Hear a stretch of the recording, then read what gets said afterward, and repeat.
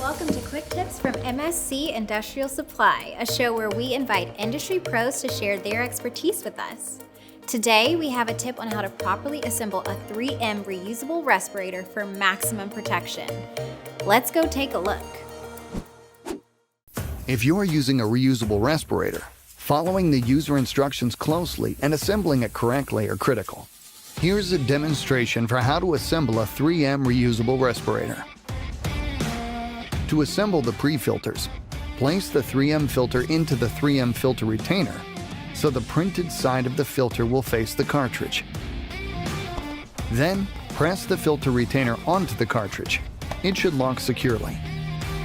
The filter must completely cover the face of the cartridge.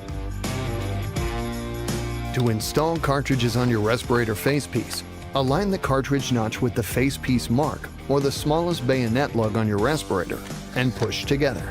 Turn the cartridge clockwise 1/4 turn until it is firmly seated and cannot be turned any further. Repeat to install the second cartridge. To help ensure a proper seal, perform a negative and positive user seal check.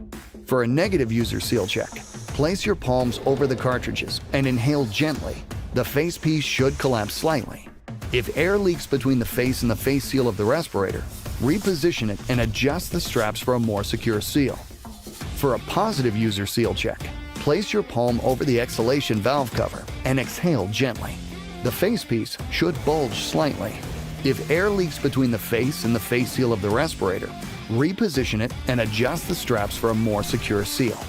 3M safety products, for when safety matters. For more information on 3M's PPE products, visit mscdirect.com/3M-PPE. Safety is the most important consideration when out in the field. Thank you, 3M, for continuing to keep us safe.